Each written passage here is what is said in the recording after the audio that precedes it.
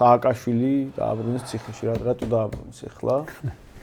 ან წაყვანა რა იყო, ან მოყვანა რა იყო და რას ნიშნავს როგორ შეფასდა? ნუ ჩემთვის ცალსახა ის ფაქტი, რომ 4 ოქტომბრის შემდეგ, როდესაც ნაციონალური მოძრაობის მიერ დაანონსებული თუ დაორგანიზებული ეს სიგიჟე ჩაფლავდა, ხელისუფლებას გაუჩნდა სერიოზული ბერკეტები, პირველ რიგში ცხადია საინფორმაციო კუთხით და შემდგომ უკვე ასევე სამართლებრივი კუთხით.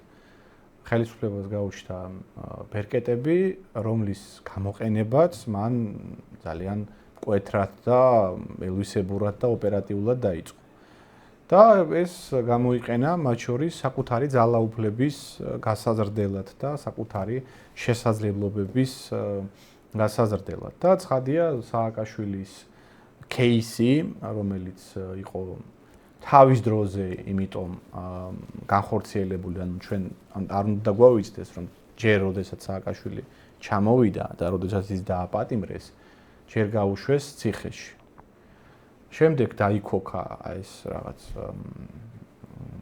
სიგიჟე, რასაც ერქვა სააკაშვილის ის სიკვდილის ეპოპეა, გვახსოვს ალბათ ხო რაღაც როკდებოდა დღე-დღეზე და საინფორმაციო ზეწოლის და ხმაურის შედეგად ქართული ოცნება იძულებული იყო, რომ გარკვეულ დათმობებზე წასულიყვნენ და სააკაშვილი ციხიდან გადაიყვანეს საავადმყოფოში, სადაც მას ჰქონდა ყველანაირი კომფორტი მოწყობილი, სააკაშვილს გულისხმობ და მე რა ინფორმაციაც მაქვს ამ წლების განმავლობაში მან რაღაც რამოდენიმე 1000 ვიზიტი განახორციელეს მასთან, ანუ აი საკმაოდ ისე გზნობდა თავს კომფორტულად და ნუ როგორც ჩანს ხელისუფლება მეხლა ჩათვალა რომ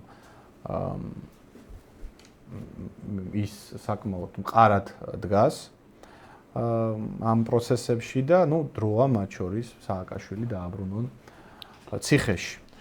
ნუ რამდენად ეს ქვეყნის მასშტაბით საინტერესოა, მე არ მგონია რომ ეს საკითხი საერთოდ აქტუალური იყოს, იმიტომ რომ სააკაშვილი როგორც მოვლენა უკვე დიდი ხნის წინ არის გადახარშული და საზოგადოებაში გულისხმობ. და აქ საუბარი არ არის ჩვენ ხელისუფლების ხარეს ხარ, მე საერთოდ არ ვთვლი რომ რაღაც თუ სააკაშვილს შენ აკრიტიკებ, ხელისუფლების მომხრე ხარ, ხო, მაგალითად არაფერი არ მომწონს სააკაშვილში. პრაქტიკულად ყველა მისი ნაბიჯი იყო მცდარი და არასწორი, რაც მან ძალაუფლებაში არსებობის დროს გააკეთა, თუმცა იმას არ ნიშნავს, რომ მაგალითად ხელისუფლების მომხრე ვარ, ან რაღაცაში ვეთანხმები ხელისუფლებას, ხო? ამიტომ ჩემი აზრით სააკაშვილი ეს არის უკვე წარსული, რომელზეც ჩვენ გარკვეული დასკვნები უნდა გამოვიტანოთ. აი მე მაგალითად ერთ-ერთი დასკვნა, აი პიროვნულ დასკვნას, რასაც ამ ყველაფრისგან ვიღებ, არის აი როგორ არ უნდა მოიქცე, მაგალითად სააკაშვილი რა სამარცხვენოთაც იქცევა, აი რა პოსტებსაც დებს, რა საქციელით გამოირჩევა, ჩემთვის არის აი ყოვლად ანტიქართული. სააკაშვილი იქცევა როგორც არაქართველი. და არაქართველში მე მის რაღაც გენეტიკურ წარმომავლობაზე კი არ ვაკეთებ კაცო ხაზგასმას. მე ვაკეთებ აი ქართველისთვის არადამახასიათებელი თვისებებით გამოირჩევა, ხო ეხა რა ვიცი, ცოტა უფრო ღირსეულად უნდა მოიქცე, ჩემი აზრით, პოლიტიკოსი როდესაც ხარ, აი ღირსეულად უნდა შეხვდე თუნდაც უსამართლობას. სააკაშვილის შემთხვევაში მე არ მგონია მან ბევრი უსამართლობა იყოს, იმიტომ რომ მან მართლა დააშავა ბევრი რამე.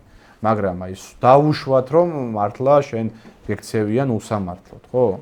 ხო, არსებობს ახლა უამრავი ჩვენთვის მაგალითი, აი არსებობს თუნდაც აი უახლესი ისტორიიდან მერაბ კოსტავას მაგალითი, ხო?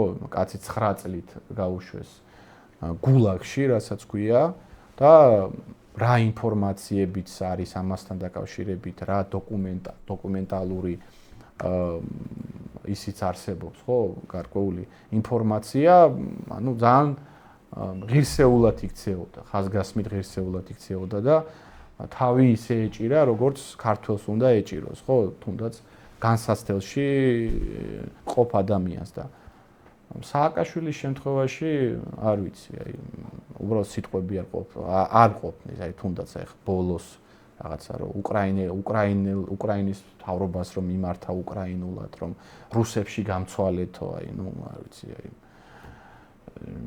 არ ვიცი სიტყვები აღარ ყოფნის, აი პოლიტიკური შეფასებაც როგვერზე გადავდოთ, აი ხო არსებობს რაღაც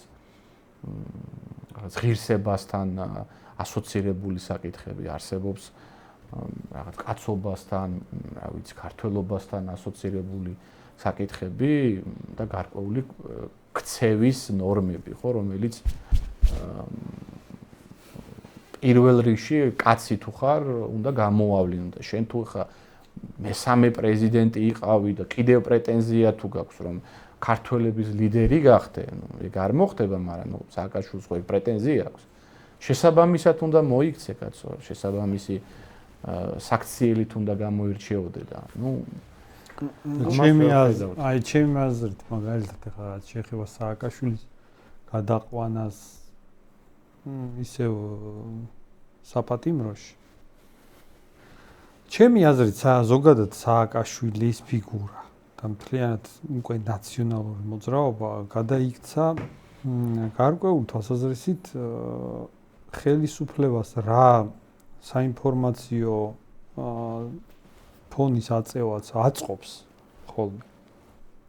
მაგის ინსტრუმენტად გადაიქცა თავიდან ბოლომდე, რა თქმა უნდა, არა მაქვს ლაპარაკი, რომ ეს ასა დიდ შეთქმულების თეორიაზე შეიძლება ეხა ზოგი ნაციონალურ მოძრაობაში ისეა, რომ საერთოდ არ წარმოუდგენია, რომ რაღაცნაირად ქართული ოცნებას რაც აწყობს, ისეთ რაღაც საკეთებს, მაგრამ ჩემი აზრით საინფორმაციო სივრცეში კონკრეტულად სააკაშვილს და ნაციონალურ მოძრაობას მხოლოდ ეგ ფუნქციაა დარჩა ქართული ოცნებისთვის, რომ როცა არის თქვათ რაღაცა ისეთი მოცემულობა, რაზეც უკვე მოსახლეობის ყურადღება გადადის ქართული ოცნების კრიტიკის მიმართულებით, აი მაგალითად აღარ არის უკვე საფრთხის შემცველი არც ნაციონალური მოძრაობა, არც მისი ანასხლეტები, საერთოდ ეგ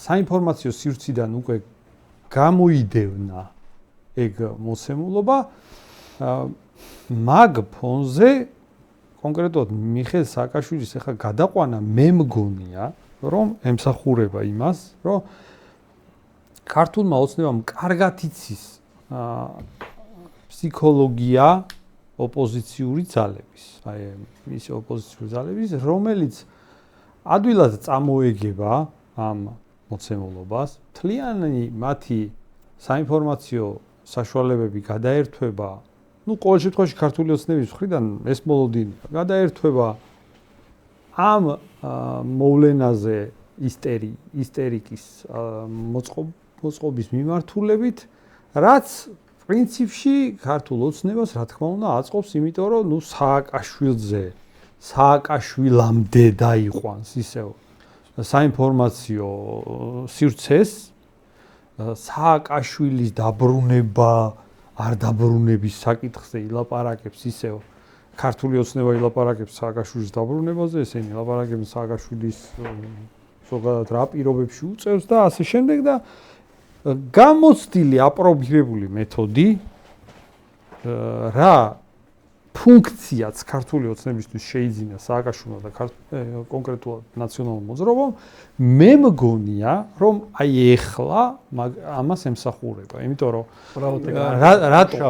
არ მუშაობს, მაგრამ ეგ პრაქტიკაში უნდა გაირკვეს მუშაობს თუ არა. ქართული ოცნების მხრიდან უკვე აპრობირებული მეთოდის გამოყენების ცდილობა მოსალოდნელია და შეიძლება იმუშაოს, თან რაღაცა პროცენტში იმუშავებს. შეიძლება იმდენში აღარ იმუშაოს, რამდენშიც მუშაობდა, მაგრამ რაღაცა დონეზე მაინც იმუშავებს, ანუ რატო დაიკარგოს ის დონეც, რა დონეზეც იმუშავებს. კი, ანუ საკითხი ხო იდგა ისე, მაინც ახლა ხელისუფლებას პრეტენზია უდგებოდა, რომ რატომ არის ეს სანატორიუმში.